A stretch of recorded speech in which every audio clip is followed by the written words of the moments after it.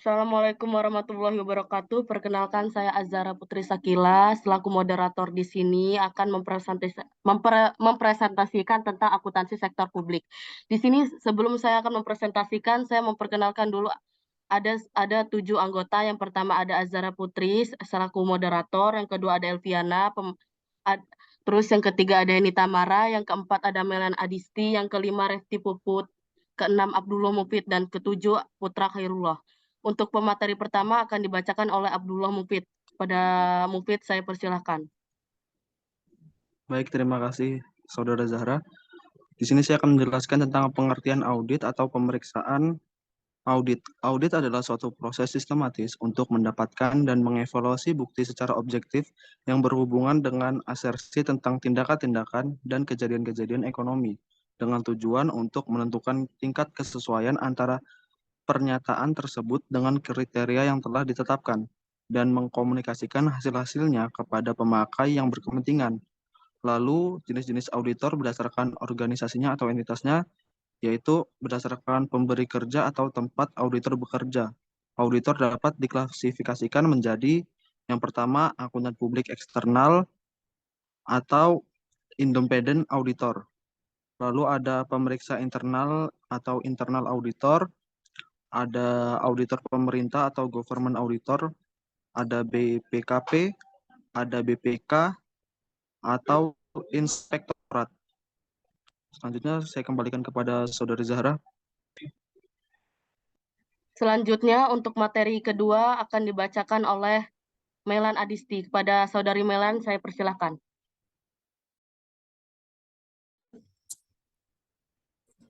Dasar-dasar pemeriksaan keuangan. Slide selanjutnya. Dasar-dasar pemeriksaan keuangan. Yang pertama, dasar hukum. Dasar hukum pemeriksaan keuangan antara lain meliputi Undang-Undang Nomor 17 Tahun 2003 tentang Keuangan Negara. Yang kedua, Undang-Undang Nomor 1 Tahun 2004 tentang Perbendaharaan Negara, Undang-Undang Nomor 15 Tahun 2004 tentang Pemeriksaan Pengelolaan dan Tanggung Jawab Keuangan Negara, dan Undang-Undang Nomor 15 Tahun 2006 tentang Badan Pemeriksa Keuangan. Pengertian pemeriksaan keuangan negara. Proses identifikasi masalah, analisis, dan evaluasi yang dilakukan secara independen, objektif, dan profesional berdasarkan standar pemeriksaan untuk menilai kebenaran, kecermatan, kredibilitas, dan keandalan informasi mengenai pengelolaan dan tanggung jawab keuangan negara. Undang-Undang Nomor 15 2004 tentang pemeriksaan pengelolaan dan tanggung jawab keuangan negara. Pemeriksaan keuangan negara, Undang-Undang Nomor 15 Tahun 2004 Pasal 2 Ayat 1. Pemeriksaan keuangan negara meliputi pemeriksaan atas pengelolaan keuangan negara dan pemeriksaan atas tanggung jawab keuangan negara. Undang-Undang Nomor 15 Tahun 2004 Pasal 3. Pemeriksaan pengelolaan dan tanggung jawab keuangan negara yang dilakukan oleh BPK meliputi seluruh unsur keuangan negara sebagaimana dimaksud dalam Pasal 2 Undang-Undang Nomor 17 Tahun 2003 tentang Keuangan Negara. Jenis-jenis pemeriksaan keuangan negara, yang pertama ada pemeriksaan keuangan, yang kedua pemeriksaan kinerja, yang ketiga pemeriksaan dengan tujuan tertentu. Perbedaan pemeriksaan keuangan, pemeriksaan kinerja, dan PDTT. Parameter tujuan, pemeriksaan keuangan memperoleh keyakinan memadai sehingga pemeriksa mampu memberikan opini bahwa laporan keuangan menyajikan secara wajar dalam semua hal yang material, atas kesesuaian dengan standar akuntansi, kecukupan pengungkapan, kepatuhan terhadap peraturan perundang-undangan, dan efektivitas sistem pengendalian intern. Pemeriksaan kinerjanya menilai aspek ekonomi, efisiensi, dan atau efektivitas, serta aspek kinerja lainnya atas suatu hal pokok yang diperiksa dengan maksud untuk memberikan rekomendasi yang dapat mendorong ke arah perbaikan. PDTT-nya dalam bentuk kepatuhan bertujuan menilai apakah hal pokok yang diperiksa sesuai dengan ketentuan peraturan perundang-undangan. PDTT dalam bentuk investigasi bertujuan mengungkap adanya indikasi kerugian negara atau daerah dan atau unsur pidana. Hasil pemeriksaan keuangan, opini atas laporan keuangan, pemeriksaan kinerja, kesimpulan dan rekomendasi atas aspek kinerja yang dinilai, PDTT-nya kesimpulan berdasarkan tujuan pemeriksaan. Lingkup pemeriksaan keuangannya seluruh laporan keuangan, pemeriksaan kinerja lebih spesifik, PDTT-nya lebih spesifik. Waktu pemeriksaan keuangan reguler atau berkala, pemeriksaan kinerja tidak reguler atau berkala, PDTT-nya tidak reguler atau berkala. Hal pokok atau informasi hal pokok. Pemeriksaan keuangan sudah ditentukan, posisi keuangan, kinerja keuangan, arus kas atau elemen lainnya dalam laporan keuangan. Pemeriksaan kinerjanya perlu ditentukan sesuai lingkup pemeriksaan. PDTT-nya perlu ditentukan sesuai lingkup pemeriksaan. Untuk kriteria pemeriksaan keuangan, kerangka pelaporan keuangan, SAP atau SAK, dan peraturan perundang-undangan. Pemeriksaan kinerja, peraturan perundang-undangan, best practice, dan lain-lain. PDTT-nya peraturan perundang-undangan. Rekomendasi pemeriksaan keuangan tidak wajib, pemeriksaan kinerja wajib, PDTT-nya tidak wajib. Ruang lingkup pemeriksaan keuangan negara. Dalam SPKN 2017, lingkup pemeriksaan keuangan negara meliputi pemeriksaan atas pengelolaan dan tanggung jawab keuangan negara. A. Pengelolaan meliputi seluruh kegiatan perencanaan, pelaksanaan, pengawasan, dan pertanggungjawaban. B. Tanggung jawab adalah kewajiban untuk melaksanakan pengelolaan keuangan negara sesuai dengan prinsip-prinsip tata kelola yang baik.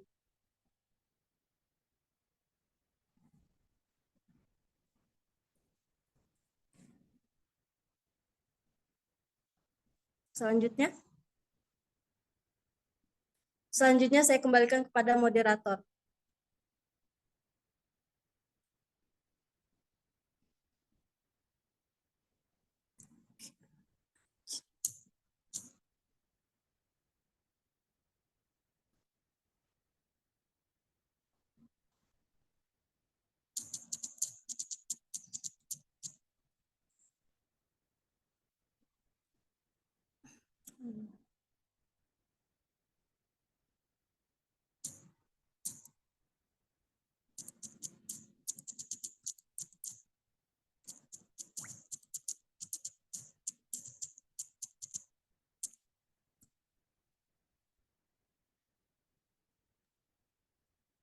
Terima kasih atas penjelasannya, Melan Adisti. Selanjutnya dibacakan oleh Saudari Heni. Kepada Heni, saya persilahkan.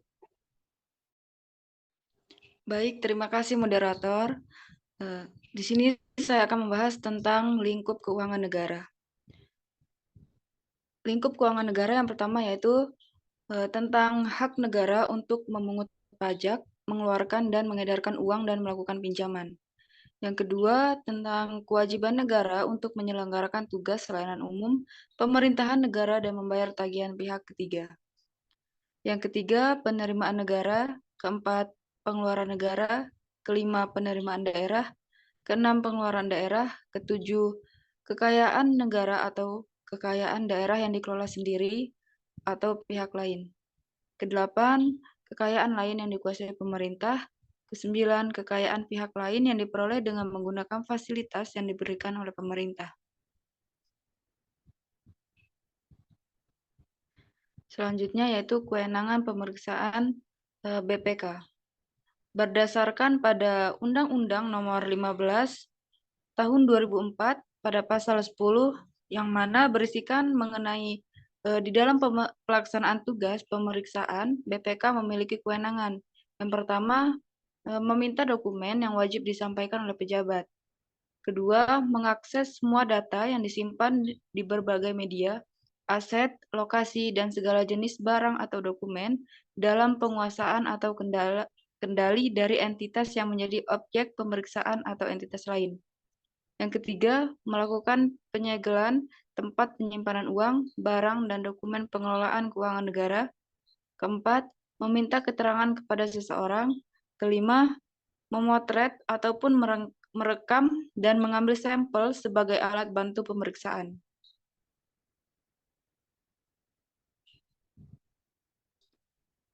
Ketujuh, tentang perbedaan PKN dengan pemeriksaan sektor privat, di mana pada pembahasan kali ini terdapat uraian auditor sektor privat dan audit sektor publik, di mana pada uraiannya yang pertama yaitu pelaksana. Pada auditor sektor privat pelaksananya terjadi pada kantor akuntan publik ataupun KAP. Pada audit sektor publik terjadi lembaga audit pemerintah atau KAP yang ditunjuk lembaga audit pemerintah. Uraian yang kedua tentang objek perusahaan atau entitas swasta, di mana pada audit sektor publiknya entitas, program, kegiatan, dan fungsi yang berkaitan dengan pelaksana, pengelolaan, dan tanggung jawab keuangan negara yang berada. Yang ketiga, standar. Pada audit sektor privat terdapat standar profesional akuntan publik atau SPAP. Pada audit sektor publik terjadi pada standar pemeriksaan keuangan negara atau SPKN yang dikeluarkan oleh BPK. Uraian yang keempat yakni kepatuhan terhadap peraturan perundang-undangan. Tidak terlalu dominan dalam audit. Terjadi pada audit sektor publiknya merupakan faktor dominan karena kegiatan di sektor publik sangat dipengaruhi oleh peraturan perundang-undangan.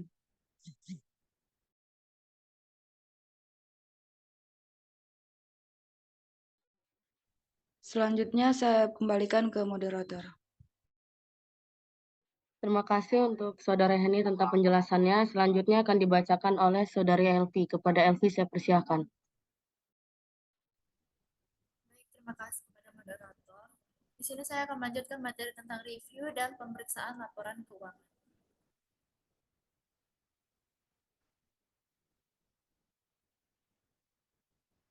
Yang pertama yaitu tujuan review.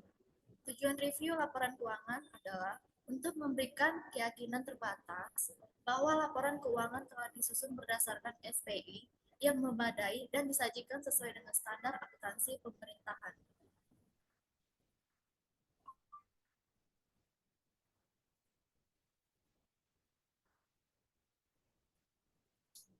Yang kedua yaitu perbedaan review dan pemeriksaan. Yang pertama, dalam hal pengadaan barang modal yang nilainya material, proses review hanya meyakinkan bahwa pengadaan barang telah dicatat dalam aset tetap. Sedang dalam pemeriksaan harus dilakukan pengujian bahwa prosedur pengadaan barang tersebut telah dilakukan sesuai dengan ketentuan yang berlaku. Yang kedua, hal lain yang membedakan review dengan pemeriksaan adalah pelaksanaan aktivitas. Misalnya review dilakukan secara internal, sedangkan pemeriksaan dilakukan oleh auditor eksternal.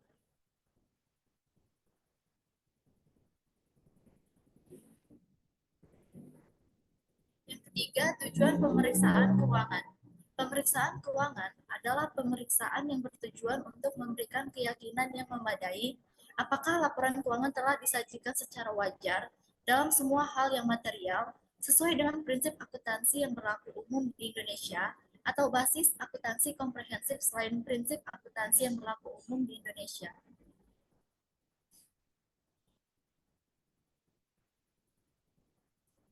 Oke, materi selanjutnya yaitu standar pemeriksaan keuangan.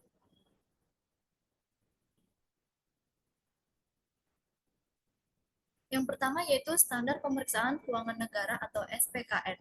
SPKN berlaku untuk semua pemeriksaan yang dilaksanakan terhadap entitas, program, kegiatan, serta fungsi berkaitan dengan pelaksanaan pengelolaan dan bertanggung jawab keuangan negara yang memiliki tingkat keyakinan memadai.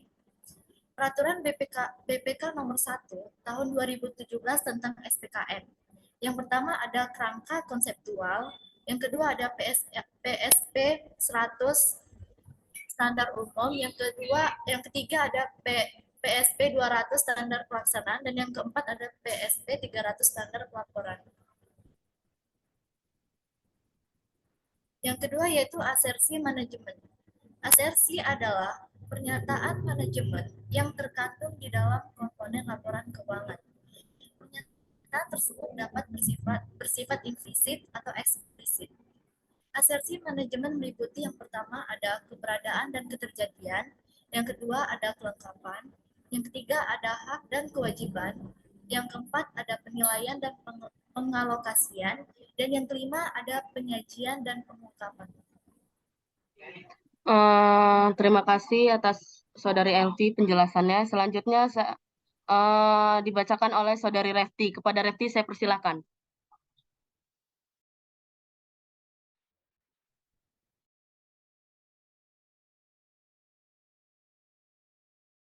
Baik, terima kasih kepada moderator. Pembahasan selanjutnya yaitu mengenai penjelasan asersi manajemen.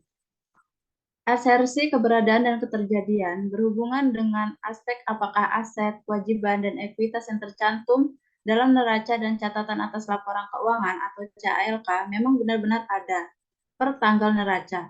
Asersi kelengkapan berhubungan dengan jaminan bahwa semua transaksi dan rekening yang seharusnya telah disajikan dalam laporan keuangan memang telah tercermin dalam laporan keuangan.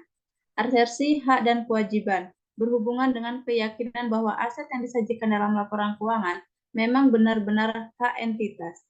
Asersi penilaian berhubungan dengan keyakinan bahwa akun-akun yang disajikan dalam laporan keuangan telah mencerminkan nilai yang semestinya. Asersi penyajian dan pengungkapan berhubungan dengan jaminan bahwa akun-akun yang disajikan dalam laporan keuangan telah diklasifikasi, dijelaskan, dan diungkapkan. Next. Selanjutnya yaitu metodologi pemeriksaan. Metodologi pemeriksaan keuangan terdiri dari perencanaan, pelaksanaan, dan pelaporan. Perencanaan yaitu mengenai pemahaman tujuan pemeriksaan dan harapan penugasan, pemahaman entitas dan proses bisnis, pemahaman hasil pemeriksaan sebelumnya, pelaksanaan prosedur analitis awal, pemahaman atas sistem pengendalian intern, identifikasi dan penilaian risiko awal, penetapan batas materialitas awal, penentuan metode uji petik, pemenuhan kebutuhan pemeriksaan, penyusunan program pemeriksaan, dan program kegiatan perorangan.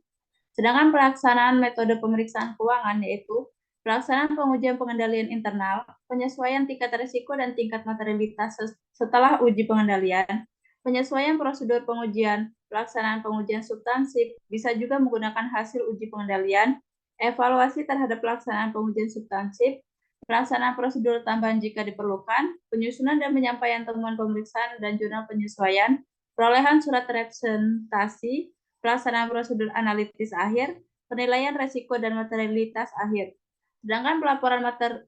Sedangkan pelaporan metodologi pemeriksaan keuangan itu terdiri dari penyusunan dan pembahasan KHP, penyusunan konsep akhir, dan penyampaian LHP. Selanjutnya, tahapan pemeriksaan. Yang pertama yaitu perencanaan pemeriksaan. Perencanaan pemeriksaan terdiri atas pemahaman tujuan pemeriksaan dan harapan penugasan, pemahaman entitas dan proses bisnis, pemahaman hasil pemeriksaan sebelumnya, pelaksanaan prosedur analitis awal, pemahaman atas SPI, identifikasi dan penilaian risiko awal, penetapan batas materialitas awal, dan penentuan metode uji petik. Selanjutnya,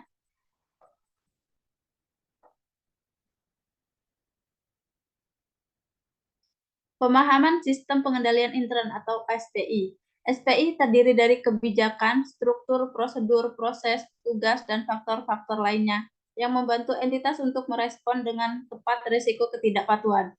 Komponen SPI antara lain yaitu lingkungan pengendalian, proses penilaian risiko entitas, aktivitas pengendalian, sistem informasi dan komunikasi, pemantauan yang relevan dengan pemeriksaan. Selanjutnya,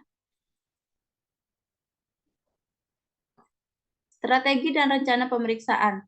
Strategi pemeriksaan atau audit strategi yang berisi hal-hal yang akan dilakukan dalam pemeriksaan dan rencana pemeriksaan audit yang merumuskan bagaimana cara melakukan pemeriksaan. Yang kedua, strategi dan rencana pemeriksaan harus didokumentasikan secara tertulis dan diperbarui sepanjang proses pemeriksaan sebagai hasil akhir dari tahap perencanaan, pemeriksaan penyusunan laporan hasil perencanaan pemeriksaan atau LHPP, P2 dan program kerja perorangan atau PKP. Selanjutnya,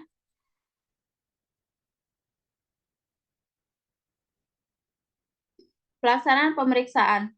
Pelaksanaan pemeriksaan terdiri atas pelaksanaan pengujian pengendalian internal, penyesuaian tingkat risiko dan tingkat materialitas setelah pengujian pengendalian, penyesuaian prosedur pengujian, pelaksanaan pengujian substansif, evaluasi terhadap pelaksanaan pengujian substansif, pelaksanaan prosedur tambahan jika diperlukan, penyusunan dan penyampaian temuan pemeriksaan dan jurnal penyesuaian, dan yang terakhir perolehan surat representasi, pelaksanaan prosedur analitis akhir, penilaian risiko dan materialitas akhir. Selanjutnya, Terima kasih Saudari Refti. Untuk materi selanjutnya dibacakan oleh Saudara Putra. Kepada Putra saya persilahkan.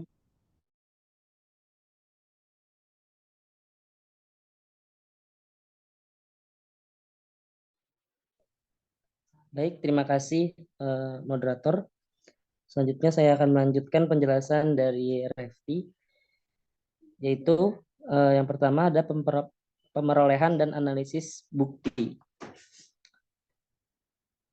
A. Bukti pemeriksaan adalah informasi yang digunakan oleh pemeriksa dalam menentukan kesesuaian hal pokok dengan kriteria pemeriksaan. Lalu proses pengumpulan bukti dilakukan sampai pemeriksaan yakin bahwa bukti telah cukup dan tepat untuk mendukung kesimpulan. Selanjutnya, kuantitas bukti yang diminta tergantung pada resiko pemeriksaan. Semakin tinggi resiko, bukti yang harus didapatkan juga harus semakin banyak. Lalu, kualitas bukti tergantung pada resiko pemeriksaan. Semakin berkualitas sebuah bukti, maka kemungkinan lebih sedikit bukti yang diminta. Slide selanjutnya.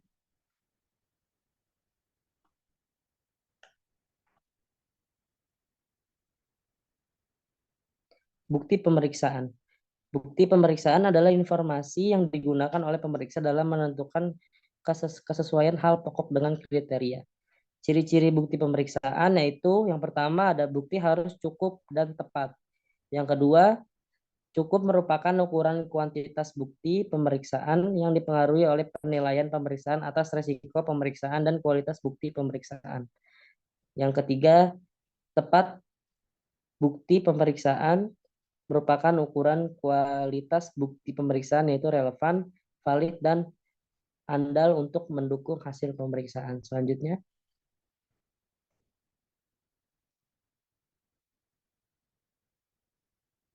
Selanjutnya, itu bentuk bukti pemeriksaan. Bermacam-macam seperti catatan transaksi, ada elektronis ataupun dalam bentuk fisik, lalu komunikasi tertulis ataupun elektronik dengan pihak di luar entitas yang diperiksa, hasil observasi pemeriksa maupun keterangan lisan atau tulisan dari pihak yang diperiksa. Bukti yang diperoleh dari pihak ketiga lebih valid. Selanjutnya yaitu metode yang digunakan dalam pemerolehan bukti. Metode yang digunakan dalam pemerolehan bukti ini bisa termasuk inspeksi, observasi, permintaan keterangan, konfirmasi, rekalkulasi, prosedur analitis, dan ataupun teknik lainnya. Metode pengumpulan bukti pemeriksaan yaitu ada pengamatan, inspeksi, permintaan keterangan, konfirmasi ekstern, pre-performance, perhitungan ulang, pengujian substansif, uji pengendalian, lalu yang terakhir ada prosedur analisis. Selanjutnya, pengembangan temuan bukti. Yang pertama, unsur temuan yang harus ada adalah kondisi, kriteria, dan akibat. Lalu unsur sebab bersifat opsional tergantung.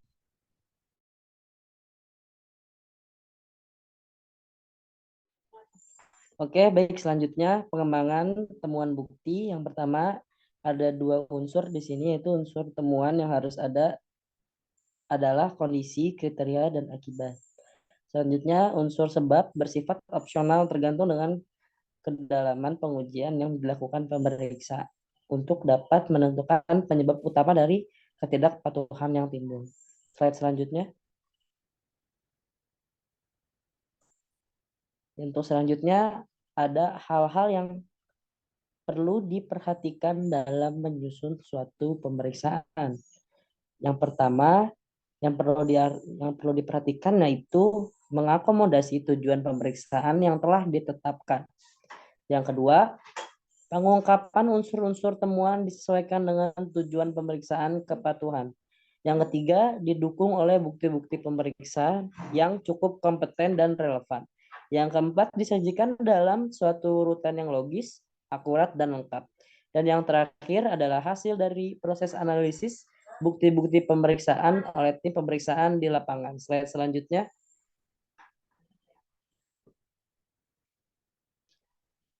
Selanjutnya ada langkah-langkah penyusunan temuan pemeriksaan. Yang pertama yaitu melakukan analisis hasil pengujian bukti untuk mengidentifikasi adanya perbedaan atau gap yang signifikan antara kondisi dan kriteria. Yang kedua, mengidentifikasi dampak yang ditimbulkan dari perbedaan untuk mengetahui akibat dan sebab apabila terdapat perbedaan yang signifikan antara kondisi dan kriteria. Yang terakhir, menyusun unsur-unsur temuan pemeriksaan dari temuan tersebut. Slide selanjutnya.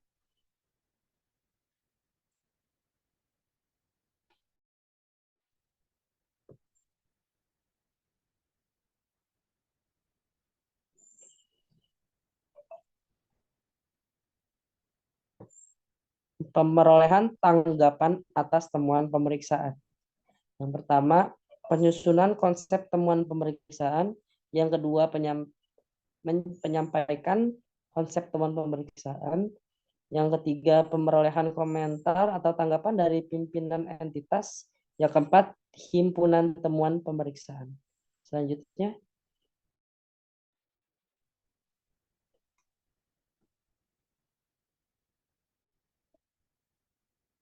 Yang terakhir, evaluasi. Yang pertama ada rangkuman. Dalam rangkuman ini, yang pertama ada pemberlakuan SPKN sebagai standar membawa konsekuensi pada personel, pemeriksa, dan organisasi pemeriksa yang tidak terbatas pada aspek teknis pemeriksaan, seperti perencanaan persiapan, pelaksanaan, dan pelaporan, melainkan mencakup pula aspek pengembangan profesionalisme pemeriksaan. Yang kedua, laporan hasil pemeriksaan keuangan harus yang pertama menjelaskan lingkup pengujian pemeriksaan atas kepatuhan terhadap ketentuan dan peraturan perundang-undangan, kepatuhan terhadap kontrak atau perjanjian, dan atas pengendalian intern yang berkaitan dengan pelaporan keuangan serta menyajikan hasil pengujiannya. Yang kedua, mengacu pada laporan terpisah yang berisi informasi tersebut. Dan yang ketiga, standar pelaporan pemeriksaan keuangan tambahan ketiga, laporan atas pengendalian intern harus mengungkapkan kelemahan dalam pengendalian intern atas pelaporan keuangan yang dianggap sebagai kondisi yang dapat dilaporkan. Sekian presentasi dari saya. Mohon maaf bila ada kata yang kurang berkenan. Saya akhiri. Wassalamualaikum warahmatullahi wabarakatuh.